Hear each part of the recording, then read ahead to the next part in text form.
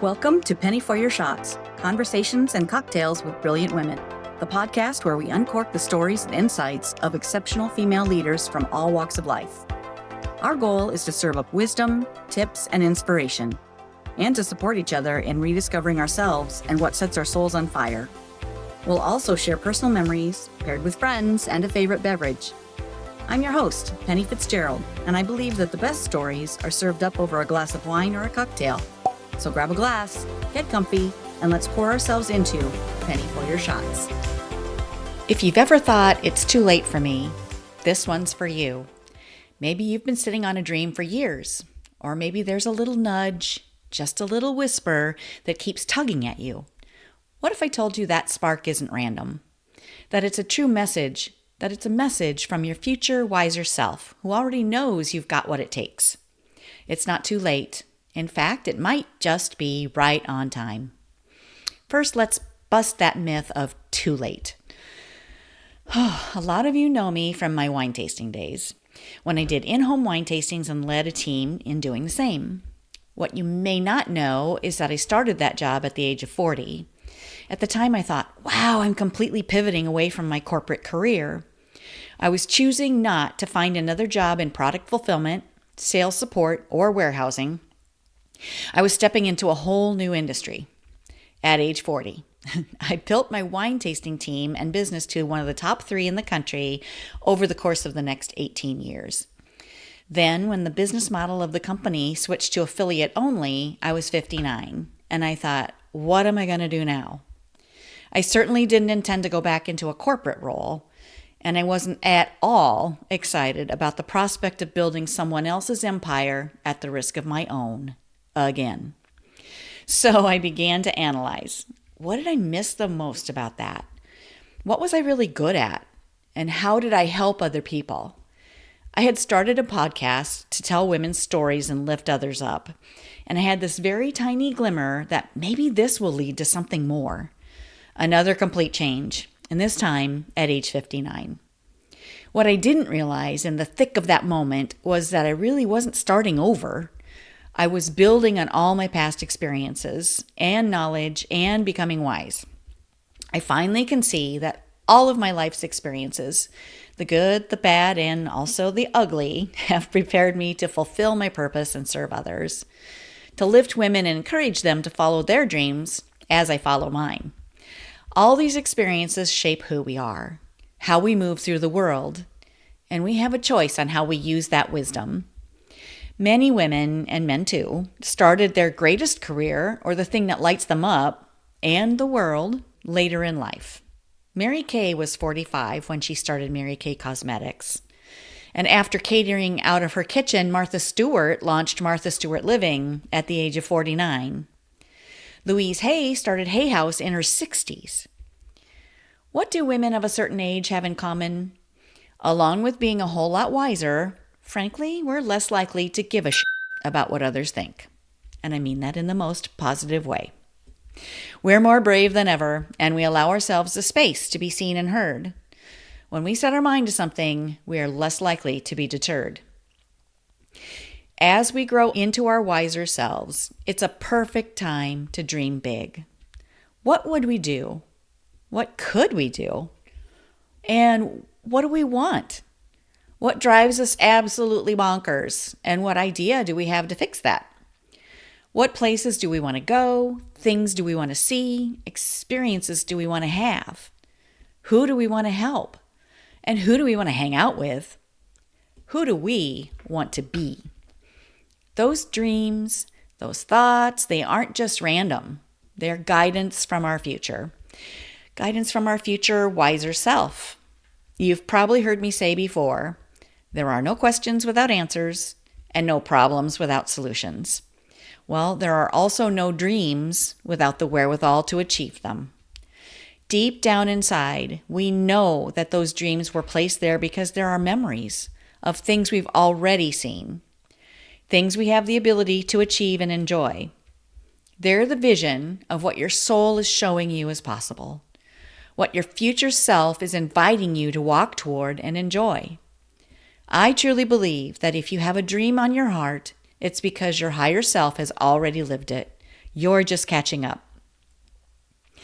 If you've worked with me, you've most likely heard me talk about the be, do, have framework, and you may have heard it from other coaches and teachers as well.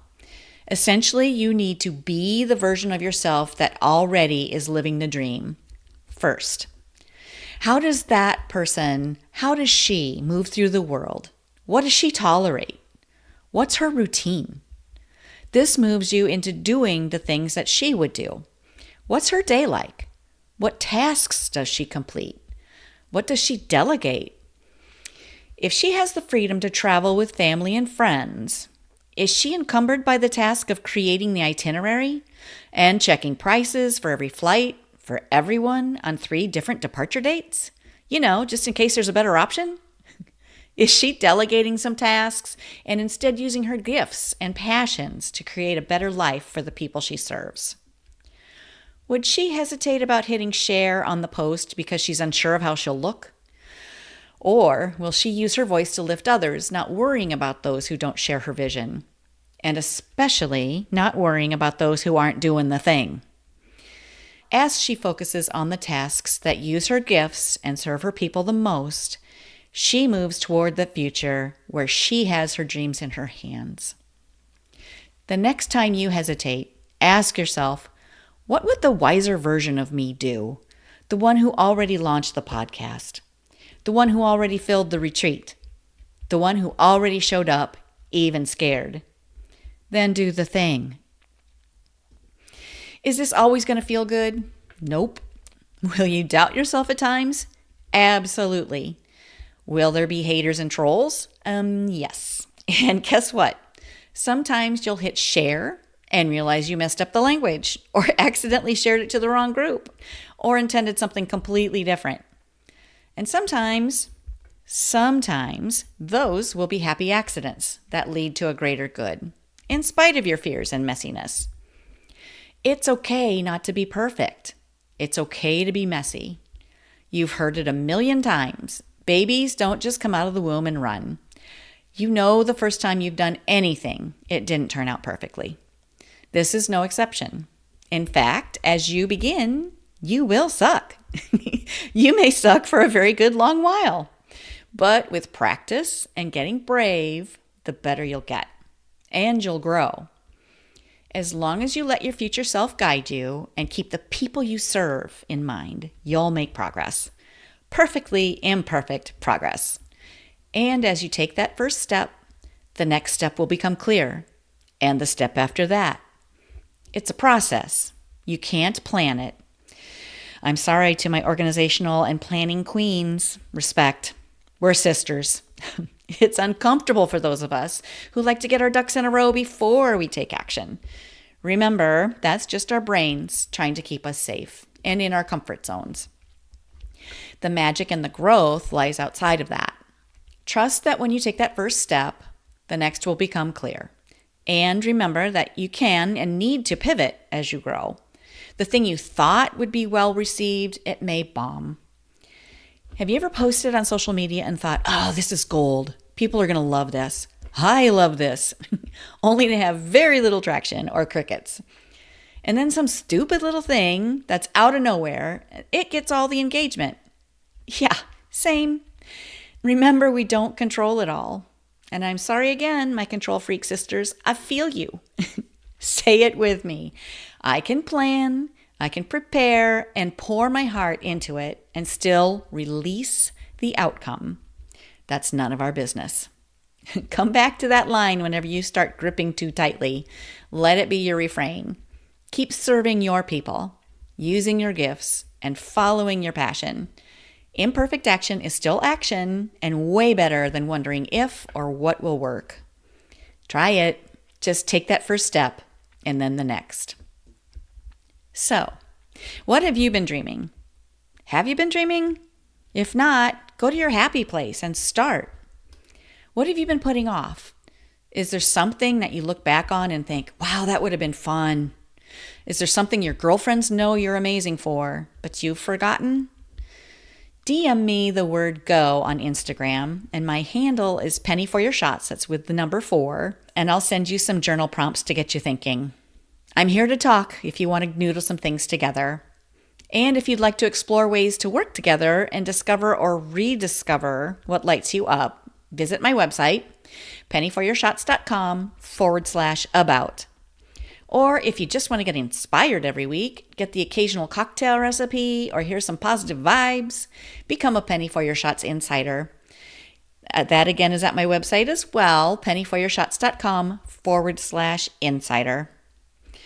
Remember that your dreams didn't expire with your 30s, or your 40s, or even your 50s, or your last job.